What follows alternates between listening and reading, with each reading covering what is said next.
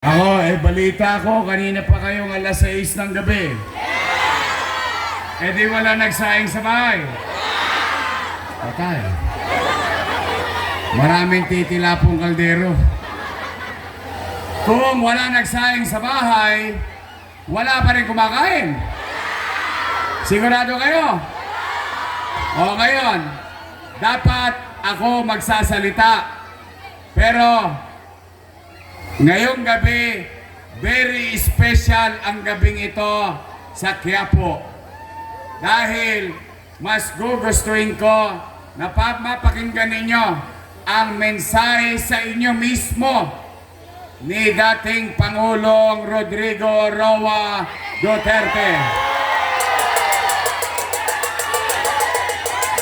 Na dadalhin sa atin ang mensahe na yan ng kanyang maganda at magaling na anak na Vice President Sara Duterte.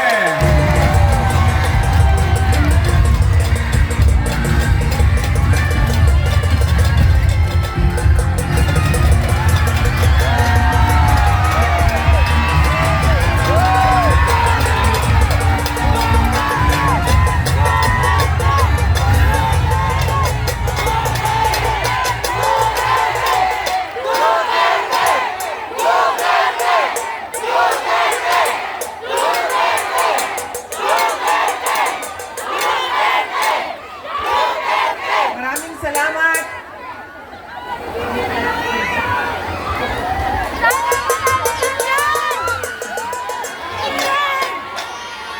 Assalamualaikum warahmatullahi wabarakatuh. Madayaw maayong gabi kaninyong tanan. Magandang gabi sa inyong lahat. Unahin ko po muna ang aking mga pagpapasalamat. Nagpapasalamat tayo sa ating babalik na Mayor Isko Moreno Dumagoso sa kanyang pagpapahiram sa atin ng stage, ng ilaw, ng kuryente, ng mikropono para mapaabot sa inyo ang aming mga mensahe ngayong gabi na ito. Pangalawang pagpapasalamat ay sa inyong lahat, mga kababayan, dahil marami sa inyo ang hindi pa kumakain, hindi pa nagluto, pero nandito galing pa sa trabaho, pero nandito kayo para makinig sa amin at sa aming mga mensahe para sa bayan. Maraming salamat po sa inyong lahat.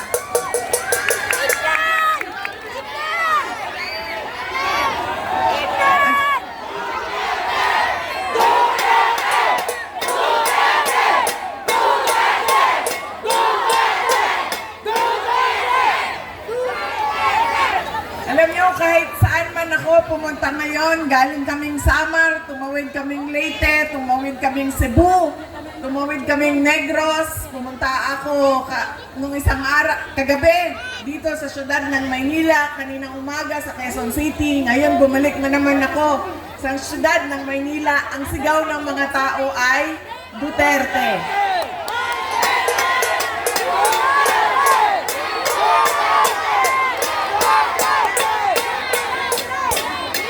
Baka lang po, nakakalimutan ninyo na hindi po ako kandidato ngayong eleksyon na ito. Pero nandito ako para maglabas ng nararamdaman ng karamihan ng taong bayan sa ating pamahalaan ngayon. Pero tapusin ko po muna ang aking mga pagpapasalamat. Ang sunod po na pagpapasalamat ay mula sa akin, personal, sa inyong lahat, mula sa mga kasamahan ko at sa aming opisina sa tanggapan ng pangalawang Pangulo sa inyong patuloy na suporta at pagtitiwala sa aming lahat. Maraming salamat po sa inyong mga kababayan. At ang huling pagpapasalamat ay mula po sa pamilya namin, ang pamilya Duterte. Napakalaki ng utang na loob namin sa inyong lahat sa pagkakataon na ibinibigay ninyo sa amin na makapaglingkod sa ating bayan. Dako kaayo ang amuang utang nga kabubuton kaninyong tanan sa oportunidad nga ginahatag ninyo kanamo nga makaserbisyo sa ato ang nasod. Daghan kaayong salamat. Daghang salamat, Day! Daghan salamat.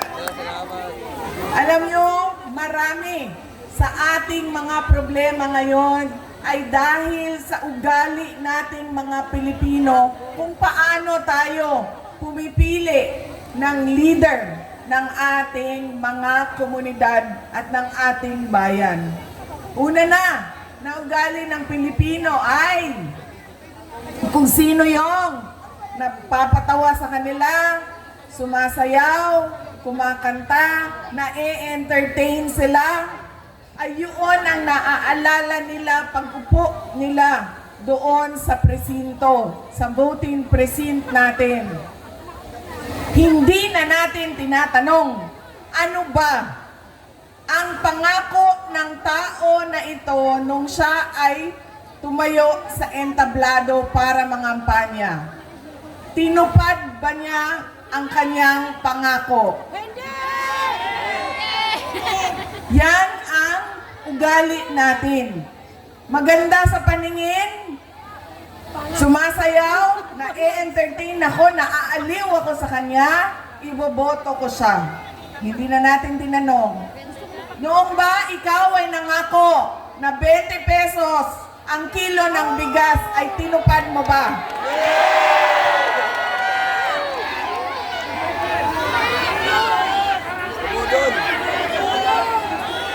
Sinungaling si BBM!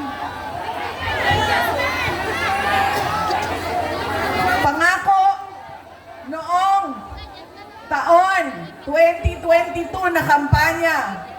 3 taon kinalimutan at ngayon may darating na naman na halalan. Meron na naman tayong kuno 20 pesos na bigas doon sa Visayas. Na para bang nakalimutan na ang Luzon at Mindanao dahil hinahabol ang boto ng Visayas. Yan ang ugali natin. Hindi na natin tinatanong, nung tumayo ka ba, binigay mo ba yung pangako mo? Wala! Pangalawang ugali ng mga Pilipino sa pagpili ng kanilang mga leader. Galing sa pamilyang mga politiko, galing sa sikat na apelido, na endorso ng sikat at mahal natin na tao ay automatic ang boto natin. Hindi dahil Duterte yan, ay automatic ang boto ninyo.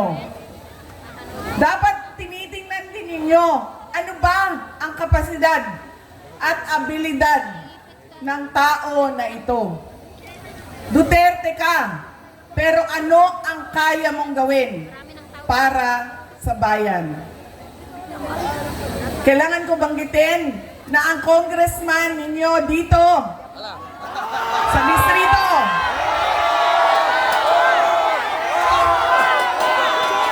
ay inendorso mo ba?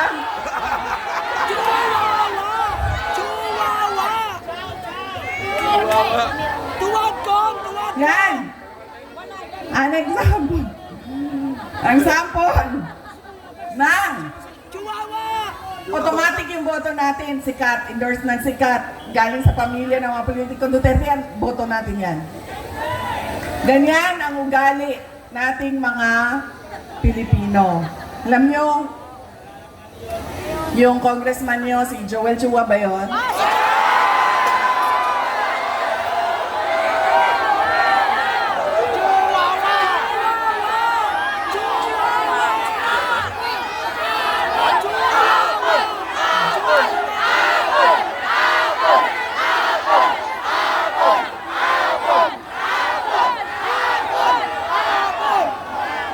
Sabi nung isang kaibigan ko na tiga Cebu, na kaibigan din niya. Sabi niya, pare, bakit mo naman ginaganyan si Sarah? Wala naman niyang ginawa sa iyo. Sinisira mo ang pangalan. Sabi niya doon sa kaibigan namin, putang ina pare, hindi ko naman kilala si Sarah at hindi niya ako kilala. So ano bang pakialam ko sa kanya? Putang ina na rin. Putang ina na rin. Nandito ako ngayon sa distrito niya.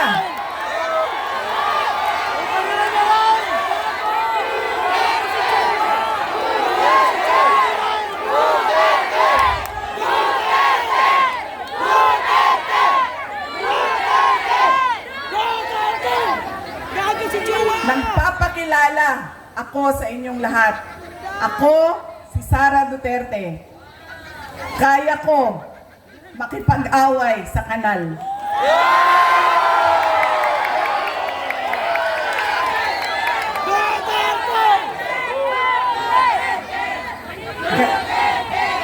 Kami, kung saan kami galing, doon sa Mindanao.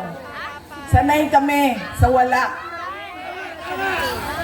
Kaya, walang mawawala sa akin kung dalhin ko ang away na ito dito sa kanal ng distrito ninyo.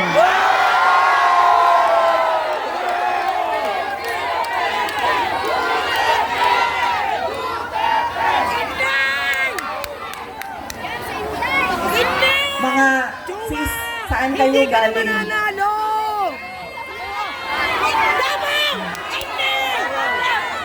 Kinsay mga tausog diri? Mga Maranao.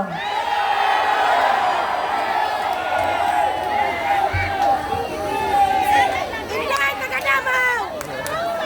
Kinsay mga Bisaya?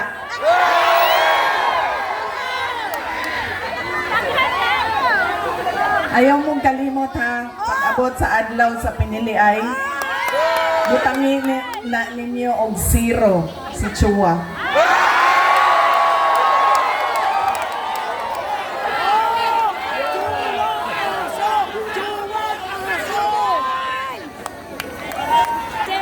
Pangalawa, sikat na apelido, pamilyang politiko, automatic ang boto natin. Pangatlong, ugali ng mga Pilipino sa pagpili ng kanilang mga leader.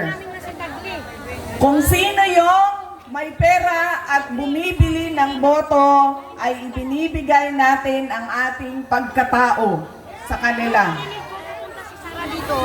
Alam nyo, galing akong Bacolod, galing akong Manila, kahapon, Quezon City, tinatanong ko ang mga tao, magkano ba ang bilihan ng boto? 2,000, 3,000.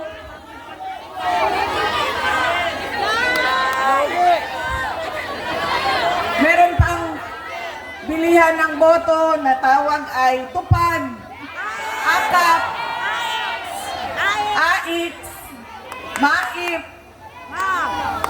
ginawa ng legal ang pagbibili ng pagkatao ng mga kababayan natin. Walang ilaw! Yan ang ugali natin. Kung sino yung magbabayad, bibigay ko sa kanya ang boto niya. Tanggapin natin ang pera. Bakit hindi? Galing naman yan sa gobyerno. Hindi na, ibibigay ko yung buong paako sa inyo kung merong politiko nagbibigay ng pera na galing sa bulsa niya. Lahat yan, galing yan sa pondo ng gobyerno. Buwis natin yan. Tax natin yan na binabayad natin. Tanggapin nyo ang pera. Pero, pag-isipan nyo, karapat dapat ba itong tao na ito na maging leader ng aming komunidad? Dahil pag binibigay natin ang boto natin at hindi natin pinag-iisipan ang ating shade na pangalan, babalik na naman tayo doon sa hindi ko na kailangan ibigay ang pangako ko sa inyo habang ako ay nangangampanya dahil binayaran na kita para sa boto mo. Ano pa ba ang obligasyon ko sa'yo? Bayad ka para bumoto sa akin. So bakit pa ako magbibigay ng tama at totoong serbisyo? Kami doon sa syudad ng Davao, hindi kami naglalagay kailanman ng budget na pambili ng boto. Tama! Alam mo anong nangyayari sa Davao? Taga Davao ako eh. Yes, ma'am. Ang mga taga Marawi, naa sa Isla Verde, naa sa Boulevard, buboto sila sa umaga sa Davao City. Dahil boboto sila para sa mga Duterte. Tapos, babiyahe sila papuntang Marawi, Maguindanao, Cotabato City dahil boboto sila para sa bayaran doon. Diba? Truck-truck kayo na bumabiyahe panahon ng halalan para kumuha ng pera sa mga kapitbahay. Mga flying voters, ilang beses ko na yan sinabi sa COMELEC. Kailangan automated ang listahan ng mga tao. Dahil kung hindi ninyo ginawa yan, at hindi niyo biometrics yan, ganyan lagi ang kultura ng ating halalan. Boboto dito, lilipad sa Bulacan, boboto doon, tatanggap. Ganyan sa amin. Hindi kami nagbibigay. Boboto sila, sa umaga, babiyahe sila, tapos boboto sila doon sa kapitbahay namin. Doon kasi may bigayan ng pera. Yan ang nangyayari sa atin. Sabi ko nga, walang problema. Kunin natin ang pera, pero pag-isipan natin ang ating mga leader. Dahil yan ang kinabukasan. Yan ang magdadala sa atin sa tama o maling kinabukasan ng ating bayan. Alam niyo, masakit sa akin yung pagbibili ng boto. Dahil nga, nawawala yung respeto ng tao sa isa't isa. Nagiging transaksyon. Mahalin mo ako, bayaran kita. Pag hindi mo ako bayaran, hindi kita mamahalin. Nagiging transaksyon ang ating mga relasyon sa ating mga kababayan. At masakit sa akin dahil sino ba at kaninong boto ba ang binibili ng mga politiko? Sa mga mayayaman ba? Sa mga mataas ba ang trabaho at natapos? Mga doktor, binibili ba ng 2,000 ang kanilang boto? Mga engineer na kumikita ng 1 milyon isang buwan, binibili ba ng 2,000 ang kanilang boto? Hindi. Ang binibili ang boto, yung mga tao na araw-araw naghihirap, nagtatrabaho, naghahanap buhay dahil ang 2,000 ay napakalaking bagay para sa pamilya nila. Yung mga taong naghihirap at walang-wala. Masakit yun. Dahil pinagsasamantalahan yung kahirapan ng mga tao. Dahil ba walang-wala ako, bibilhin mo na ang aking dignidad at prinsipyo. Yan ang ugali natin, mga Pilipino. Kung sino yung naaalala, bahala na. Hindi ko na tatanungin kung ibibigay mo ba pangako mo. Kung sino yung sikat, kung sino yung malaking pamilyang politiko. At ibinibigay natin yung pagkatao natin sa taong magbabayad, sa tamang presyo. Kaya kailangan, madami ang nagtatanong, ano bang magagawa namin? Ano bang matutulong namin, Inday Sara? Wala na kayong matulong sa akin. Tumulong na kayo. Ginawa niyo na akong pangalawang pangulo ng ating bayan. Oh, Presidente ka! susunod yun, sir. Pero sandali lang sir, nandito muna tayo.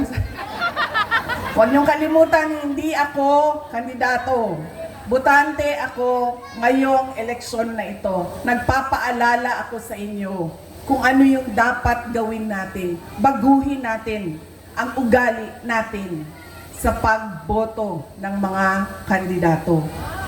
Ilang araw na ako umiikot sa iba't ibang lugar sa Visayas. Baka dahil naging 20 pesos yung bigas doon, dahil umikot ako doon, galing ako sa Marlete. Ngayon lang ako napaisip pa. Galing, oo nga eh. Bukas 20 na yung bigas ninyo dito kasi dumaan sila sa akin. Salamat kayo sa akin! Ngayon lang ako napaisip na. Galing ako sa Marlete, Cebu, Negros, Bacolod, Negros Occidental. Lahat ng madaanan ko, Manila, Quezon City, nagtatanong, kamusta na ba si dating Pangulong Rodrigo Duterte? Kamusta na day? Ang dami ng mga hindi ko kilala, nagsasabi, ikamusta mo kami kay President Duterte? Kahit hindi kami magkakilala mga kababayan natin kung saan-saan. Okay lang po si Pangulong Duterte. Wala naman po siyang problema sa sakit. Ang kanya lang ay hindi siya marunong sa gawaing pambahay. Hindi siya marunong maglaba, hindi siya marunong magluto, at hindi siya marunong maglinis ng kanyang kwarto. At isa pa doon, siya ay may edad na, 80 years old, si Pangulong Duterte. Ano siya daw? Day, picture daw niya, day! Sabi ko sa kanya, alam mo ang pinakamadali dyan, itlog na lang, haluin mo lang yan, dagdagan mo ng asin at paminta, tapos lutuin mo sa mantika, okay na yan. Sabi niya sa akin, hindi nga ako marunong magpakulo ng tubig, magpaluto ka pa ng itlog. Yun lang naman ang kanyang challenges o nahihirapan siya doon sa loob. Noong may Coke Zero doon sa Air Supply kasi may vendo siya. May vendo sila. Kanina tumawag siya sa akin. Ganun pa rin, kinakamusta ko siya. Kamusta ba? May nararamdaman ka ba? Masakit ang ulo mo, masakit ang tuhod mo. Sabi niya, hindi. Masakit lang ang aking puso. Sabi ko, sabihin mo sa doktor. Sabi niya, bakit masakit ang puso mo? Sabi niya, ay, nawala na kasi ang mga girlfriend ko.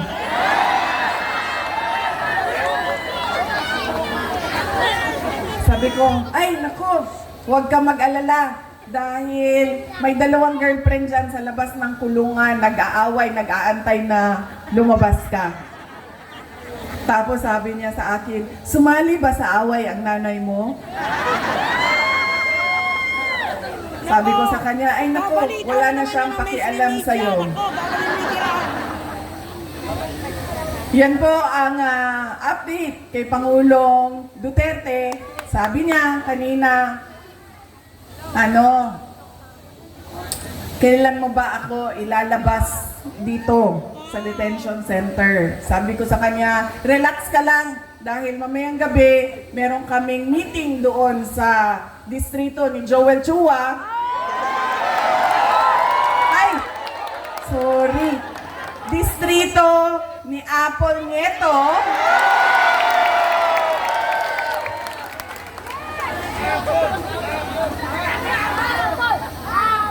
At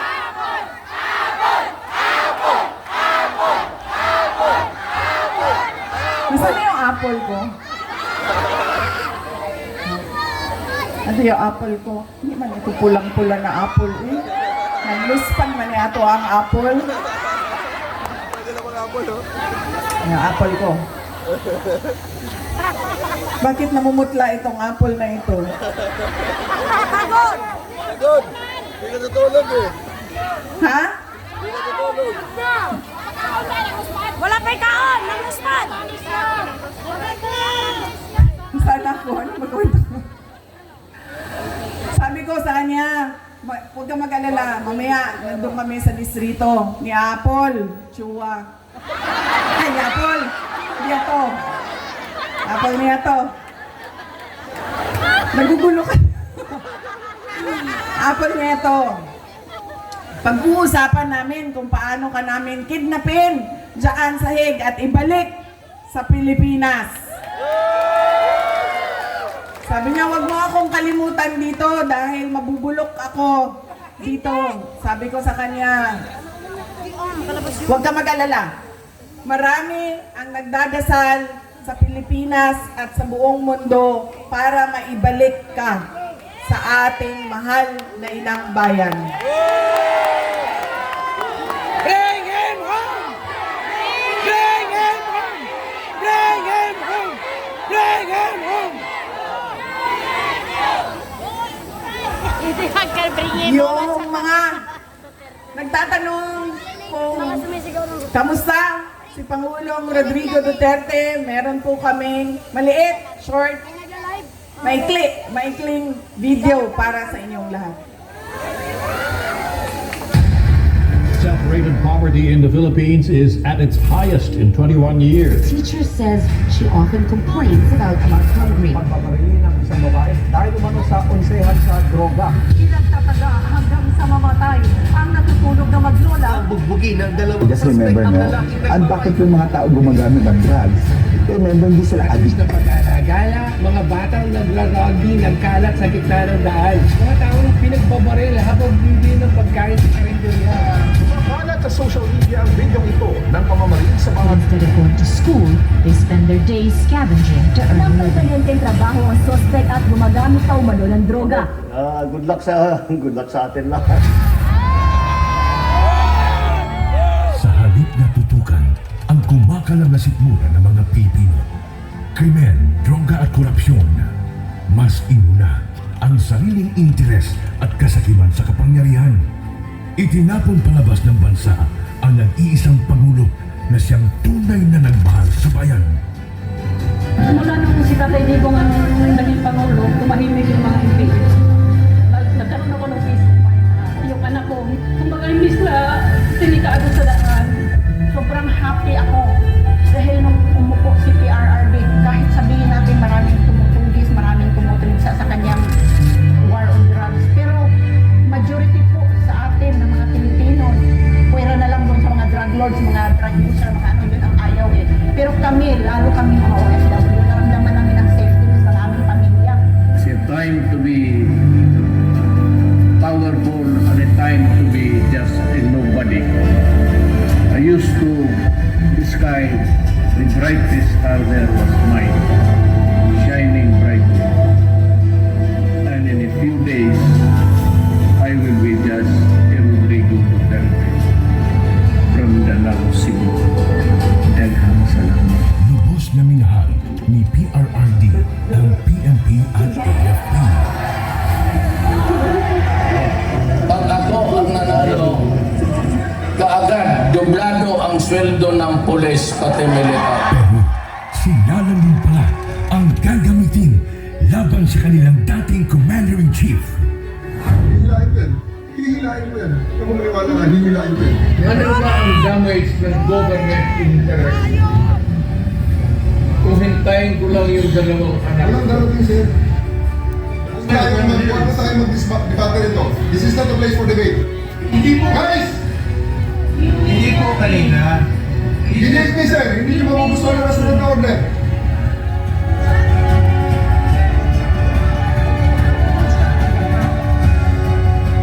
Napilitan sa serbisyo ang iba dahil sa order na isang bagang na namumuno sa kanila. Former Philippine leader Rodrigo Duterte has been taken into custody by the International Criminal At Court. yun ang simula ng pagliyab ng damdamin ng mga Pilipinong nagmamahal kay Tatay Digong.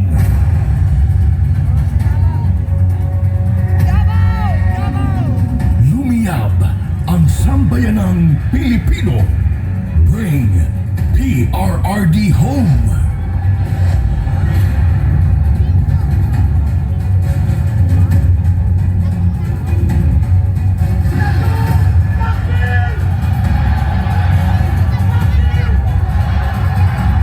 Isa lang ang sigaw.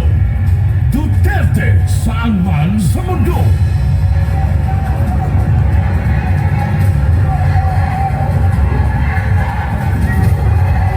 Nagagalit ang taong bayan dahil ramdam ng lahat na walang nagawa ang administrasyong ito. Bayan ang asikasuhin, hindi sariling mithiin. Nais nating katawanin ang nagkakaisang damdamin ng milyon-milyong Pilipino at isatinig ang kanilang pinag-isang mithiin para sa isang mapayapa at nagkakaisang Pilipino.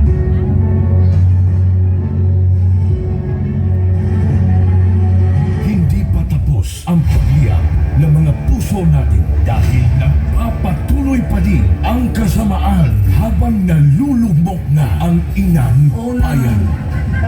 Ikaw at ni Marcos ang atong gold reserves.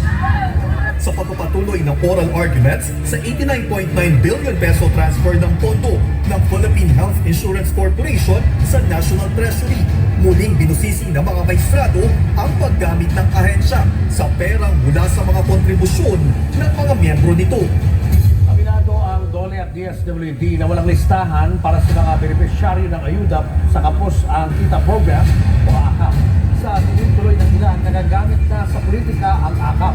Hindi lang pala 7-7, meron pang 30-30-30. Yung 30-30 naman, kung ikaw ang host ng you get 30 million, 90 million lahat yun. 30 million AX or ATAP, 30 million na MAIT, and 30 million na TUPAD. Sa kanyang 15 taong karanasan bilang kongresista, ngayon lang daw nakakita si Davao City Representative Isidro Ungab ng ganitong sistema sa Bicameral Conference Committee. Ang pinutukoy niya ay ang mga blankong line item sa Bicam Report ng 2025 National Budget na anyay labag sa batas. Partikular dito ay ang missing budget amount sa Department of Agriculture at ang program funds na anyay bilyones ang halaga. Good luck sa atin lahat. Na-promote pa nga ang mga instrumento ng pangingidap kay PRRD. Police Brigadier General Jean Fajardo and family, the chief of the PNP and his family to join the president for a photo opportunity. Walang titigil para sa bayan. Maybe when I say my farewell, if I get to live in the last day of my term, I'd like to say something and maybe I'll cry. Gusto kong umiyak dahil hindi ko maanong taong binigay nila ng pagmamahal sa akin. Totoo lang. You can save the Philippines. Act now. Vote Duterte.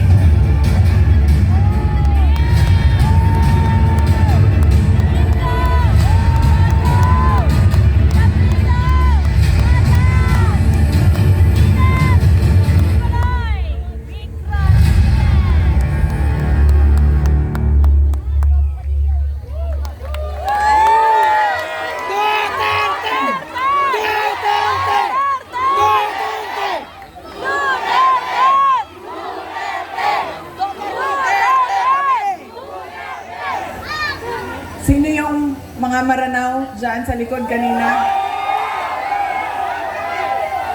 Kayo na bahala kay Tore.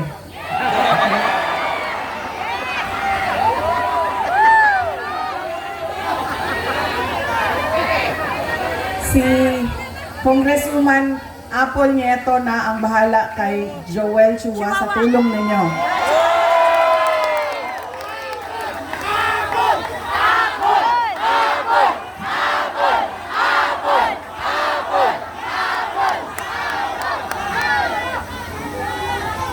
Noong ako ay bumabiyahe galing Cebu City papuntang Negros, nag-barge ako, tumawag sa akin si Pangulong Rodrigo Duterte. Sabi niya sa akin, diretsuhin mo na ang mga kababayan natin. Diretsuhan na og hangyo ang ato ang mga kaigsuunan.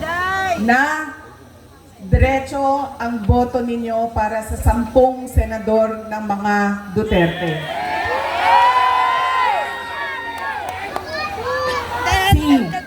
Bongo Bato de la Rosa, Jimmy Bondoc, Rodante Marcoleta, Philip Salvador, Attorney Vic Rodriguez, Attorney J.D. Hinlo, Attorney Raul Lambino, Pastor Apollo Kibuloy, at Richard Mata.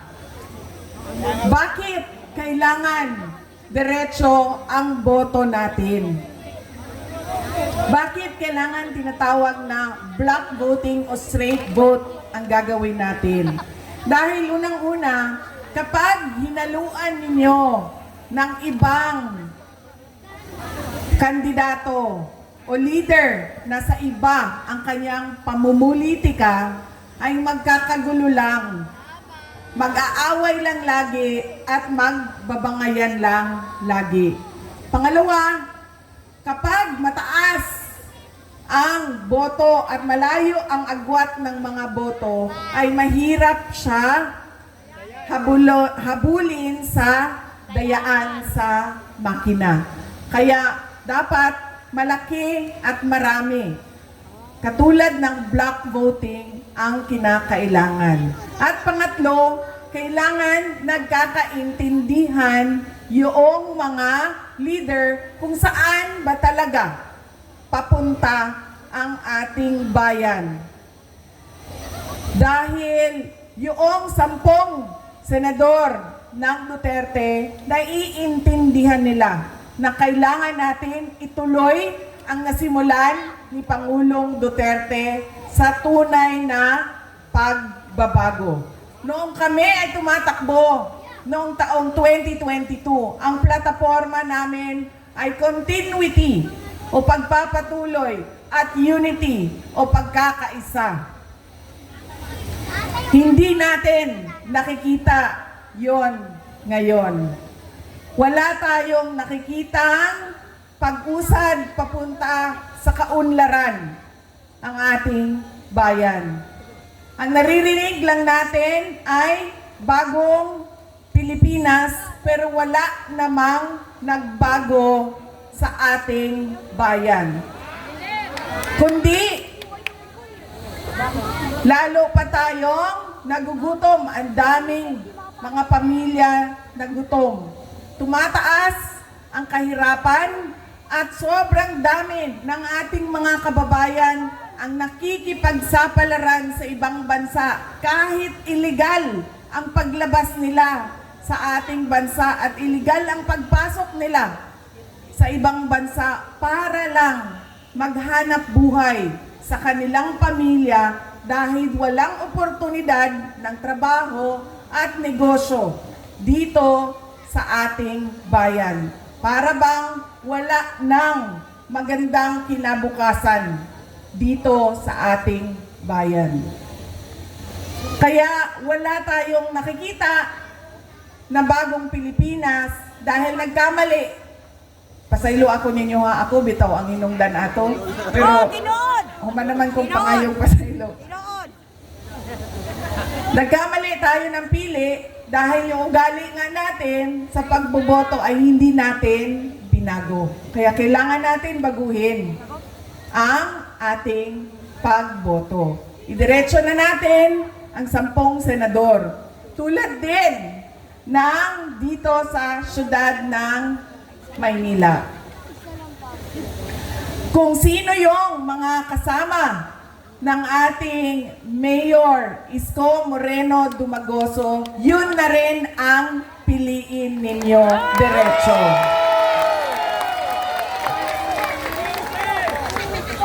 Dahil, tulad ng sinabi ko sa kanila, kung pipili kayo ng mayor dito, pipili kayo ng vice mayor sa kabila, pipili kayo ng 2 konsehal dito, 3 doon, o ilan bang, hati-hatiin ninyo ang boto, magkakagulo lang din ang inyong lokal na pamahalaan. Hindi makakagalaw ang mayor ninyo. Hindi din makakagalaw ang vice mayor ninyo. Kaya kung pumili na kayo, na kay Mayor Isko Moreno kayo, lahat ng kasama niya, kasama na ang ating Congresswoman Apple Nieto, ay iboto na ninyo.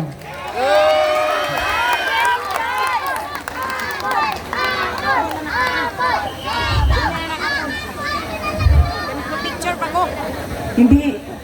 Para kay Joel Chua ito, antay ka.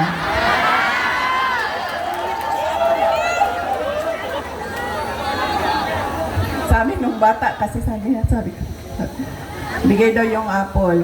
Ibibigay ko itong apple na ito kay Apple Nieto. Ma'am, saksak mo ito sa bibig ni Apple Chua hanggang sa kanyang lalamunan, hanggang siya ay mamatay. Ang apple na yan, ibigay mo kay Snow White Joel Chua. Alam nyo,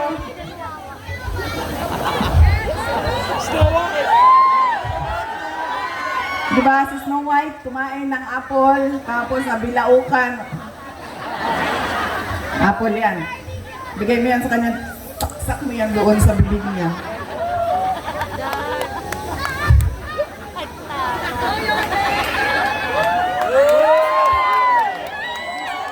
Alam niyo si Joel Chua ba? Siya ba may-ari ng In-Bitin? Ha? Hindi. Yung may-ari ng In-Bitin. Kasi alam nyo, dala-dala niya yan lagi, yung hupya na yan doon sa House of Representatives. Tapos pinamimigay niya sa mga tao. Pag may hearing, pinamimigay niya. Nung pumunta ako doon sa hearing nila, nakaupo ako doon, tikitan ko iba't ibang kulay ng In-Bitin. Pagdating sa akin, hindi ako binigyan ng hupya.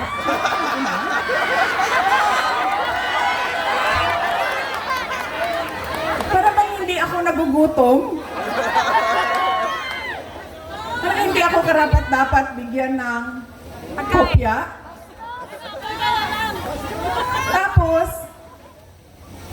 sinasabi niya, abogado siya, nung nandoon ako at pinapaot niya ako, magsumpa ka. Sabi ko, bakit ako magsumpa? Nakalagay sa rules ninyo, ang manunumpa lang ay witness. Hindi naman ako witness dito, resource person ninyo ako. Tama! So bakit ako manunumpa?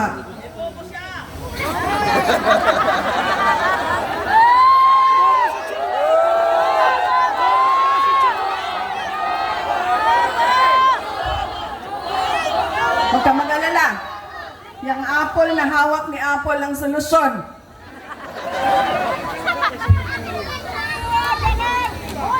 Tapos, sige na. Wag na yan, si Inday Sara, hindi sumasagot. Hindi niya masagot. Bla bla bla. Bla bla bla. Tapos sabi ko, okay, sige, walang problema. Pinatawag nila yung mga kasamahan ko sa aming opisina. Walang problema. Sabi ko, anong gusto ninyo? Sige, pupunta kami. Kaya naman namin sagutin yan lahat. Di sige. Pagdating doon, kinulong na niya yung isang kasama namin, si Yusek Lopez. Nagalit na ako. Dahil ako naman yung hinahabol ninyo. Ako yung gusto ninyong paalisin. Ako yung gusto ninyong sirain. Bakit nyo dinadamay yung mga kasama ko sa opisina? Sinabi niya, pasensya na. Sinabi niya sa kapatid ko, pasensya na, sabihin nyo sa kanya. Dahil lahat naman tayo dito, sundalo lang. Kayo, sundalo kayo. Kami, sundalo kami ni Martin Romualdez. Hindi lang buwaya, sir. Tambalos na sigid na buwaya.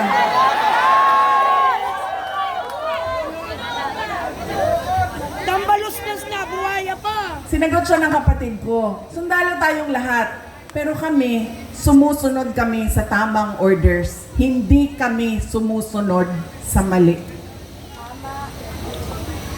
Yan! Hindi ko nga alam kung paano niya napili yan si Joel Chua, pero nasabi na sa akin yun. Ayan na. Yan ang karakas ng inyong congressman. Ganyan ang pag-uugali ng inyong congressman. Hindi namimigay ng hopya. At sundalo daw siya. Hindi ko lang alam kung kaya niya yung hirap ng pagiging sundalo daw siya. Pero hindi naman niya sinusunod yung tama. Ang sinusunod niya ay yung mali.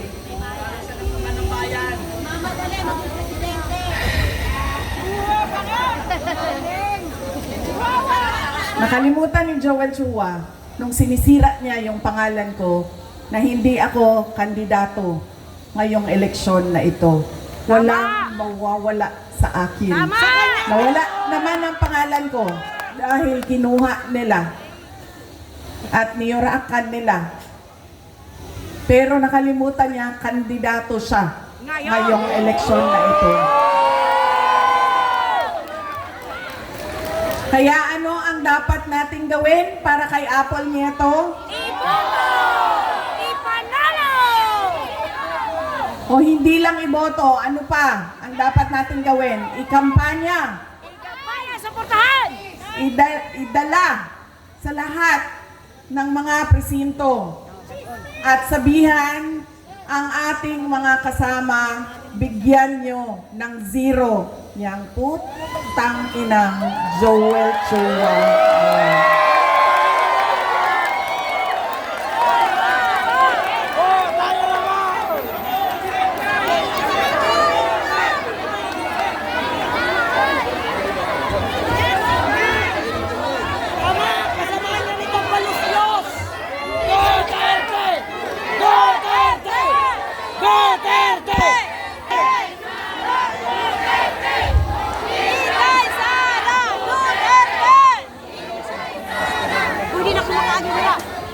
Mga kababayan, ang lahat nagawa natin ay para sa Diyos, sa bayan, at sa bawat pamilyang Pilipino.